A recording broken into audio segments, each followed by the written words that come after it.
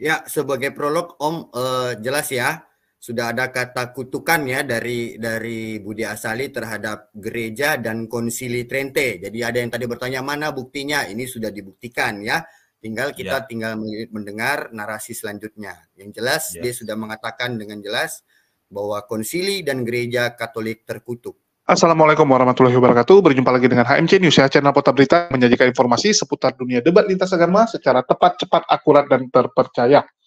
Pendeta Budi Asali, seorang pendeta yang sudah sangat sering mewakili pihak kekristenan untuk berdiskusi melawan menghadapi umat muslim di dalam debat secara offline ya. Dan bagi teman-teman yang belum tahu pendeta Budi Asali, ya kalian silakan search, silakan cari tahu sendiri siapa itu pendeta Budi Asali. Beliau adalah pendeta senior di gereja GKRI Golgota yang ada di kota Surabaya. Pelayanannya sudah sangat lama, sudah sangat senior, dan cukup dihormati oleh kalangan teman-teman kita Kristen. Sebagian tentunya. Karena lebih banyak yang sekarang menolak, yang sekarang tidak setuju. Dan bahkan dari teman-teman kita Katolik, sudah banyak sekali yang marah, yang tidak senang dengan kelakuan pendeta Budi Asali. Kok bisa seperti itu? Nah, ini yang cukup menarik, teman-teman ya. Saya nggak ngerti apakah memang efek usia atau efek tekanan yang membuat pendeta Budi Asali berubah menjadi sangat liar. Yang sebelumnya kita lihat Budi Asali ini cukup tenang, suaranya juga serak-serak, ya, susah didengar. Tiba-tiba menjadi sangat barbar, menjadi sangat liar di dalam komal-komal TikTok, di dalam diskusi. Saya mengenal Budi Asali sebagai pendeta yang santun, enak diajak diskusi. Tapi entah kenapa, belakangan ini, pendeta Budi Asali berubah menjadi sangat beringas. Mungkin sesuai dengan singkatan namanya, Budi Asali atau dipanggil pendeta buas. Dia menjadi buas, teman-teman. Tetapi alhamdulillahnya, buasnya bukan kepada umat muslim. Bukan kepada Islam. Walaupun banyak sekali Polikardos, seperti Ki Ahmad, CP, Haleluya, itu mengajak dan menyuruh, meminta kepada Budi Asali, kalau diskusi sama umat muslim harus berani menghujat. Ini data-datanya, dikasih data PowerPoint yang memang selalu para Polikardos ini berikan kepada penghujat-penghujat baru. Tetapi alhamdulillah, Budi Asali nggak mau. Budi Asali bilang, untuk apa menghujat? Dan ini nggak ada datanya, nggak akademis, sembarangan. Nah, itu sisi positif dari Budi Asali ya. Dia tidak menjadi Polikardos untuk sekarang. Kita nggak tahu di masa depan. Tetapi Budi Asali buas kepada siapa? Budi Asali buas kepada teman-teman kita Katolik. Ini mengejutkan. Saya cukup terkejut ya. Seorang pendeta tiba-tiba nggak ada angin, nggak ada badai, tiba-tiba menyerang Katolik. Menyerang dan mengatakan bahwa Katolik Roma, gereja Katolik Roma, itu sesat. Terkutuk. Wow. Luar biasa. Bagaimana mungkin Anda tiba-tiba nggak ada angin, nggak ada badai menyerang Katolik? Apa karena dia berpikir Katolik ini adalah lawan yang gampang? Apa dia berpikir bisa mencuri domba dari Katolik? Ah, domba Katolik banyak nih. Daripada saya murtadkan umat muslim, susah. Dimurtadkan pun belum tentu ngasih perpuluhan. Karena kebiasaan nggak ngasih perpuluhan, kan gitu. Udahlah saya ambil dari Katolik. Apakah pikirannya seperti itu? Kita nggak tahu. Tapi memang, belakangan ini Budi Asali sangat getol untuk menyerang Katolik. Dan ini mengejutkan. Katolik yang sebelumnya diam, ya, nggak mau melawan, sekarang udah mulai nih. Nggak bisa membiarkan statement-statement fitnah dari Budi Asali. Ini mengejutkan. Diajaklah Budi Asali untuk diskusi. Ada beberapa orang Katolik yang ngajak diskusi dan semua berakhir tanpa penyelesaian. Kalau kita debat sama pihak sebelah ya, selama ini teman-teman lihat, ada timer, ada moderator, ujung-ujungnya ya udah selesai, sama-sama time out. Selesai waktunya, oke selesai. Besok dilanjut. Budi Asali beberapa kali diskusi dengan pihak Katolik itu berakhir tidak sesuai dengan jadwal dan harapan. Main tinggal begitu saja. Kalau nggak emosi. Tiba-tiba udah ngamuk-ngamuk, udah cabut. Ini kan memalukan. Memalukan, teman-teman ya. Oke, kita lihat dulu contohnya dan apa yang dia lakukan. Seorang dari penjahat yang di Lukas 23, 39 dan terusnya ya. Seorang dari penjahat yang digantung menghujat dia, katanya, bukan engkau adalah Kristus, selamatkanlah dirimu dan kami. Tapi yang seorang menegur dia, menegur, bukan mengaku dosa. Tidakkah kau takut juga tidak beralak selain kau menerima hukuman yang sama? Kita memang selayaknya dihukum, sebab kita menerima balasan yang setimpal dengan perbuatan kita. Tapi orang ini, maksud Yesus, tidak berbuat sesuatu yang salah. Ini kamu anggap berat pengakuan dosa? Itu Dalam 41, imanmu Pak. sendiri, bukankah pengakuan dosa Saya itu harus salah ya. dilakukan oleh Saya pastor, salah, kan? Pak ya. Saya salah. Di ayat 41 itu ngapain, Pak? Kita itu siapa? Ini kok bicara selagi saya bicara, toh? Enggak, Bapak kan bertanya. Tuh, Saya 41 kita bertanya, itu siapa? kamu tunggu sampai saya selesai. Oh, Enggak, Charles, Bapak kan bertanya. digantung Kita dulu. itu siapa coba, Pak? Saya tanya. Oh, silakan lanjut Pak Bos. Maaf. Jadi kalau dalam kepercayaan kalian, mengaku dosa kan harus kepada pastor. Kita itu siapa, Pak? Bisa. Saya tanya, Pak. Yang saya tanya, kita itu siapa? Kita itu siapa? Ini terus dipotong ya. Waktu Bapak dia masih membuat dipotong narasi juga yang ya. salah. Waktu dia jalankan sama-sama. Iya, itu kita itu siapa di situ di Timer ayat tolong 41. dihentikan. Timer tolong dihentikan.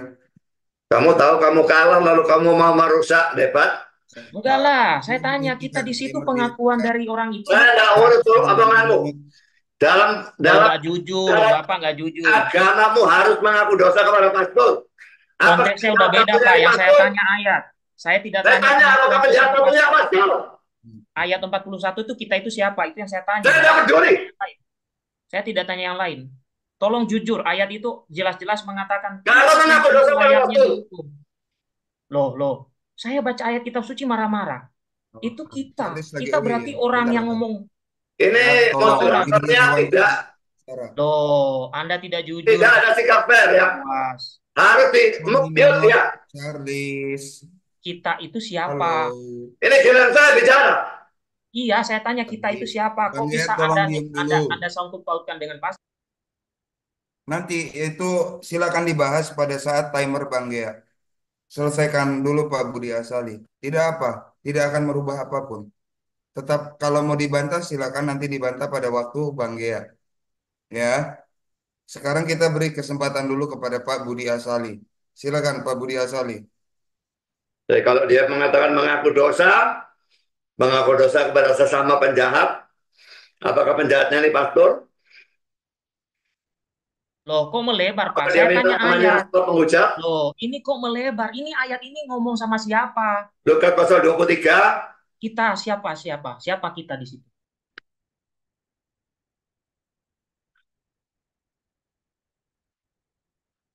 kita bubarkan saja. Saya minta kejujuran Bapak loh. Ayat itu kita itu Ya sudah, siapa? ya sudah. Kita Kalau bubarkan. kalau tidak bisa ini saya hentikan. Tidak bisa dialog jujur kita. Bapak ya. Sorry, saya tampilkan ayatnya kalau begitu. Karena di sini orangnya tidak fair dan moderatornya Enggak. tidak fair. Bapak tidak jujur dan melarikan Saya sudah kemana-mana bilang konteks. suruh mute. Kamu yang Ini kamu bagiannya waktu saya nggak bisa tutup mute ini. mulut saya waktu bicara. Udah saya mute. Enggak, Sudah saya mute Bapak semua, tidak silakan. jujur dengan ayat. Kita di Silakan.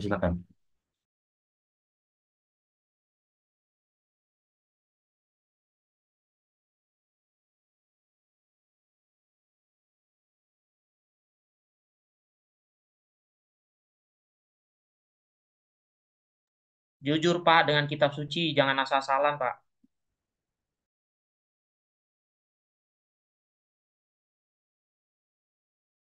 Saya bacakan kalau nggak mau dibaca. Nah, saya rasa ini Enggak, saya baca dulu Paman. Saya kita baca. tutup saja ya. Bagaimana menurut kau, Lukas Charles? 23. Enggak, di situ kan kita itu kan mereka dua orang. Mereka mengakui mendapat hukuman yang setimpal. Bang Gea, ini waktunya Pak Buas, jangan dipotong dulu ya. Pak Buas, tolong di-unmute, sorry. Ya, keluar kan. Iya, karena nggak jujur dengan kitab suci lah. Saya tanya kita itu siapa? Enggak, karena dia larikan ke pastor juga. Kan tadi saya ngomong tentang pengakuan. Ya, Seharusnya mereka kan tidak saling apa, mengaku biarkan sebagai orang berdosa diselesaikan. gitu. Nanti kan abang masih memiliki 12 menit untuk membantah maksud saya. Enggak, karena dia kan seperti bertanya dan kemudian menarasikan bukankah pengakuan dosa kepada pastor? Nah, tuh kan. Gimana ini? Enggak, tetap kalau bagi saya itu nanti dibantah pada saat timernya abang. Enggak apa-apa. Tidak akan merubah apa-apa. Kan makanya dari awal saya sudah tegaskan. Ini permasalahan tafsir. Jadi masing-masing pihak silakan dengan gaya tafsir masing-masing. Saya tidak pakai Nggak bisa tafsir, paksakan Paman. Saya minta jujur dengan ayat tadi itu loh. Itu kita itu siapa? Bareng Yesus atau dua orang itu? Itu loh. Kan di situ kan kita sudah sepatutnya dihukum. Kan mereka mengaku. Di situ ada Yesus mengaku bahwa mereka sepatutnya dihukum. Lah, nah, saya nanya kita karena kan dia pertegas. Dan memang Council of Trent atau Sidang Gereja Trente itu mengatakan jika seseorang berkata bahwa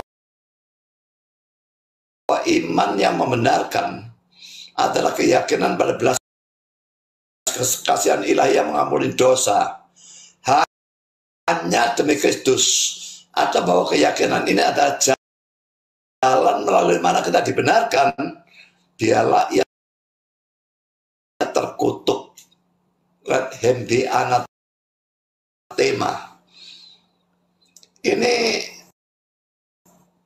sidang gereja terkutuk ini berulang kali ngutuk-ngutuk seenaknya udahnya sendiri ya. Mereka lah yang terkutuk, mereka yang biadab.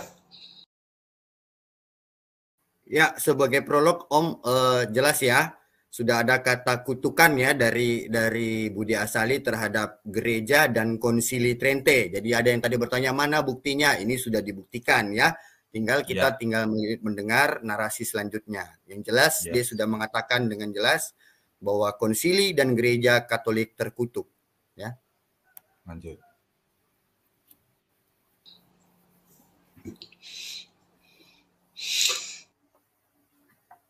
Jadi berdasarkan pernyataan di atas, jelaslah bahwa Council of Trent itu mengutuk orang yang percaya pada justification atau salvation by faith, pembenaran atau keselamatan oleh iman, yang merupakan doktrin utama dari semua gereja Kristen yang Injili.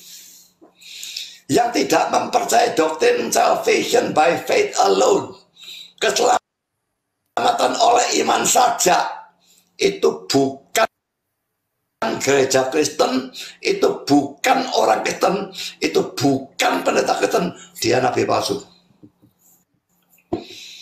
Jadi saudara, jangan takut terhadap kutuk dari sidang gerejanya Katolik. Persetan dengan kutuk itu. Amsal 26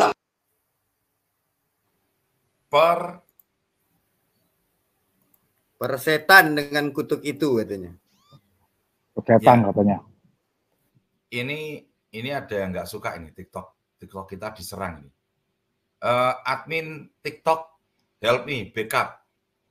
Mulai ada menyerang 2 kali kita diserang ini. Oke, lanjut. Tap-tap layarnya kencengin Mas, bilang. Tap-tap layarnya teman-teman, tap-tap layarnya sama 888 tuh, 83 kali tuh. Minta tolong di backup teman-teman. Sudah diserang 2 kali ini kita. Lanjut, Mac.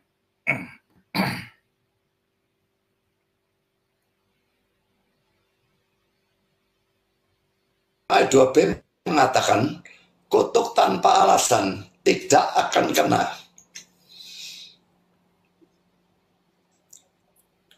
Kalau Kak Paulus yang mengutuk, itu terkutuk sungguh-sungguh.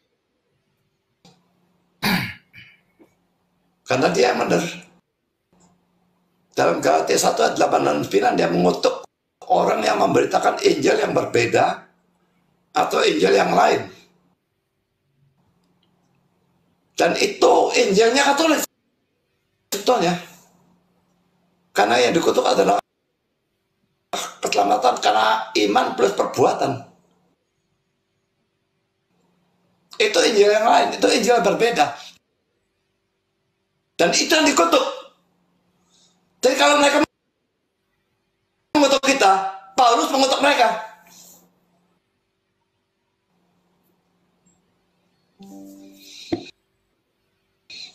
Jadi Rasul Paulus jelas sekali menekankan justification by faith. Nanti kita baca ayatnya. Dan ia atau firman Tuhan mengutuk orang-orang yang mengajarkan doktrin salvation by works. Atau faith and works ya. Iman dan perbuatan. Karena kalau kita baca ayat-ayatnya. Efesus 2, 8 dan 9. Sebab karena kasih karunia kamu diselamatkan oleh iman. Itu bukan hasil usahamu tapi pemberian Allah. Itu bukan hasil pekerjaanmu. Jangan ada orang yang memegahkan diri. Saya kira saya sudah berulang kali jelaskan ayat ini. Tak usah saya ulang ya. Lalu yang ini tidak usah saya bacakan. Tapi saya hanya bacakan ini di mana Paulus mengutuk orang yang memberitakan Injil yang berbeda ya. Galatia 1 ayat 6 sampai 9. Aku heran bahwa kamu begitu lekas berbalik daripada dia yang oleh kasih karunia itu telah memanggil kamu dan mengikuti suatu Injil lain yang sebenarnya bukan Injil. Hanya ada orang yang mengacaukan kamu dan yang bermaksud untuk memutarbalikkan Injil Kristus. Kapan ayat 8 ya. Tapi sekalipun kami atau seorang malaikat dari sorga yang memberitakan kepada kamu suatu Injil yang berbeda dengan Injil yang telah kami beritakan kepadamu, terkutuklah dia. Injil yang bagaimana diberitakan oleh Paulus? Ya seperti dalam Efesus 2, 8 dan 9 itu. Selamat karena iman saja, perbuatan dibuang sejauh mungkin. Seperti yang telah kami katakan dahulu, sekarang kukatakan sekali lagi. Jika kalau ada orang yang memberitakan kepadamu suatu Injil yang berbeda dengan apa yang telah kamu terima, terkutuklah dia. Tidak gereja Trent mau mengutuk kita, tapi Paulus mengutuk mereka. Sekarang kita masuk dalam poin C. Pengakuan yang ditujukan kepada Allah dan malaikat, Mikael, dan orang yang sudah mati, termasuk Maria, Yohanes Pembaptis, Petrus, dan Paulus, orang-orang suci dan sebagainya, dan kepada pastor, jelas adalah sesuatu yang bukan saja sangat tidak alkitabiah, tetapi merupakan ajaran yang gila. Dan lucunya tadi kalau saudara perhatikan yang waktu kita baca KGK tadi, nama Yesus dan Roh Kudus bahkan tidak disebut-sebut. Saudara ingat yang tadi Allah, malaikat Mikael, Yohanes Pembaptis, Maria, Petrus, Paulus, orang suci, pastor. Tidak ada Yesus, tidak ada Roh Kudus. Sekarang poin D, Yakobus 5 ayat 16 dan Kisah Rasul 19 ayat 18. Jelas sekali bukan suatu pengakuan dosa secara pribadi kepada hamba Tuhan. Ya, Yakobus 5 ayat 16, karena itu hendaklah kamu saling mengaku dosamu. Kalau ini dipraktekkan untuk penance, berarti jemaatnya mengaku pada pastornya, pastornya juga mengaku dosa pada jemaatnya. Karena ada kata saling ini ya. Ini tidak mungkin menuju pada sakramen penance. Jadi penggunaan ayat ini suatu eisegesis. Diserang oleh orang Protestan, mereka tidak tahu gak? Ya apa akhirnya ambil ayat ini, paksakan pandangan mereka masuk dalam ayat ini. Padahal sudah jelas tidak cocok sama sekali. Saling mengaku dosamu dan saling mendoakan supaya kamu sembuh. Doa orang yang benar bila dengan dia akan didoakan sangat besar kuasanya. Kalau Kisah Rasul 19 ayat 18, banyak di antara mereka yang telah menjadi percaya datang dan mengaku di muka umum bahwa mereka pernah turut melakukan perbuatan-perbuatan seperti itu. Kita lihat konteksnya ya, Kisah 19 ayat 18. Oke, Ya, clear ya. selesai. Oke, kita akan tanggapi. Kita akan lari ke kemana dulu enaknya, Mike? Ke Solvit Eh, atau Jadi Video. dia ya karena dia membahas tentang Trente lalu memfokuskan ke sola fide ya. Itu mungkin dulu kita bahas tentang sola fide. Sola fide yang Solvit dikutuk dulu di aja. Trente. Ya, yang Ambil dikutuk di Solvit langsung. Trente. Yuk. Mm-mm. Mungkin Om Ekleksia ya, saya mau tiktokan sedikit. Kok dia kan Calvinis ya Om? Koreksi Ya, kalau I'm Calvinis. wrong. Ya, Calvinis benar. ya? Calvinis, Oke. Reform, benar. Kok Calvinis ngomong sola fide ya? Itu gimana Om Ekleksia? Lah, harusnya sudah tidak berguna lagi. Sola Scriptura, sola fide, sola gratia itu udah nggak berguna bagi mereka. Karena dia sudah pernah menyatakan, ya, dengan teorinya double predestinasi. Orang sudah ditentukan ke neraka ataupun ke surga. Jadi buat apa lagi baca kitab suci? Buat apa lagi Anda mempunyai iman kepada Yesus Kristus? Buat apa lagi Anda mengharapkan rahmat itu sendiri? Nggak ada guna. Yang Anda guna itu ya berharap aja. Berharap Anda nggak masuk neraka. Jadi tebak-tebak buah manggis. Kalau nggak dapet ya busuk. Kalau nggak dapet yang baik ya udah busuk. Pasti antara dua. Nggak lebih dari situ Om. Gitu Om. Ya, itu yang dilakukan oleh Budi Asali. Dan dia juga buka room, teman-teman. Pendeta Budi Asali sekarang rajin untuk membuka komal, room sendiri, di mana di room tersebut ya kerjaan mereka nyindir-nyindir dan menghina Katolik. Ini cukup mengejutkan gitu. Jadi dia buka room yang isinya gibahin dan menghina orang. Padahal dia pendeta. Saya bingung gitu. Jujur saya bingung gitu. Anda pendeta tapi Anda mengajarkan umat Anda, jemaat Anda, anggota Anda untuk menyerang agama orang lain. Karena Katolik agama yang berbeda kan dengan Protestan. Ini maksudnya apa? Tujuannya apa gitu? Kok bukan mengajarkan kedamaian? Nah, kita saksikan dulu. Karena COVID ya. Oh, Makanya dia sekarang ngomongnya tahun jubileum supaya menarik lagi kunjungan. Itu kan pemasukan salah satu pos pemasukan devisa. sehari ya. Devisa Vatikan.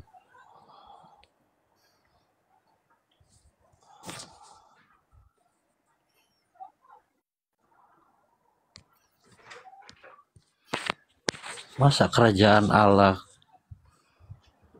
devisa butuh apa namanya? Butuh wisatawan.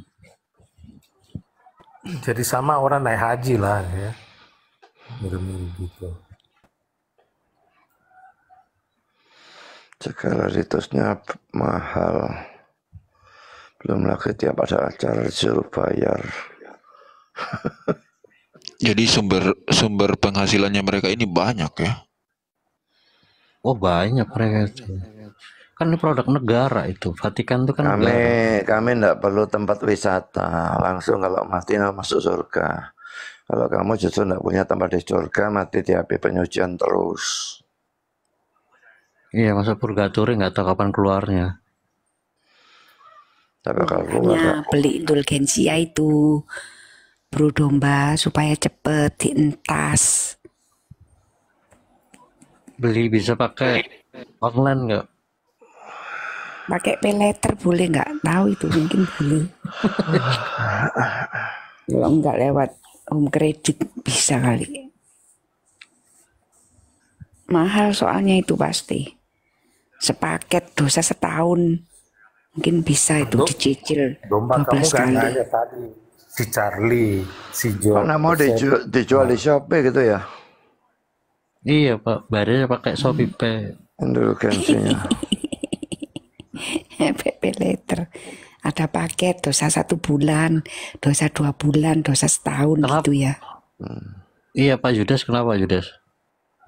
Ya kenapa kamu nggak tanya tadi? Alah orang mereka nerocos semua. Kasih kesempatan ngomong, makanya aku bentak-bentak kan. Gantian dong ngomong, gantian ngomong. Percuma makanya masuk room mereka buat apa? Iya, Kok lagi makanya dalam room gitu, wong aku kemarin apa tuh Zoom aja kayak gitu kok.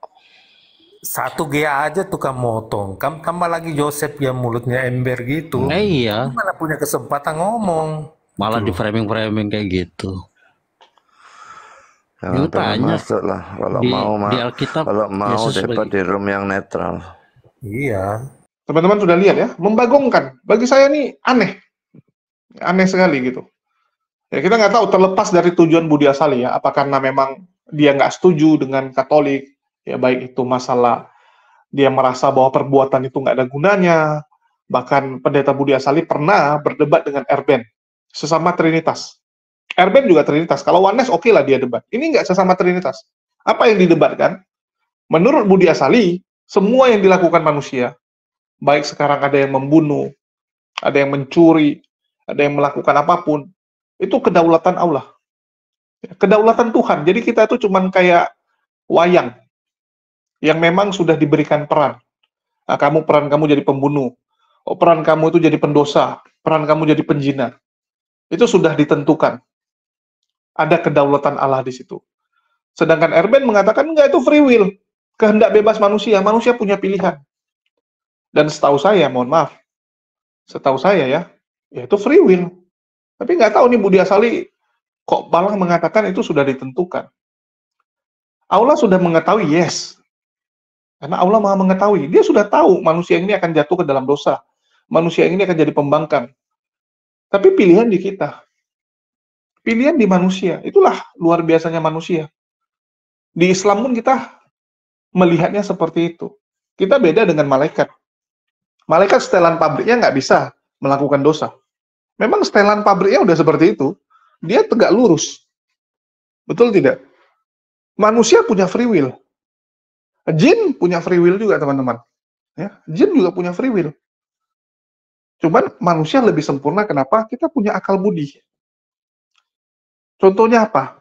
Kita bisa berpikir untuk membuat hidup kita jadi lebih baik. Kita lihat manusia menciptakan rumah, ya, membuat mobil untuk mempermudah kerja kita.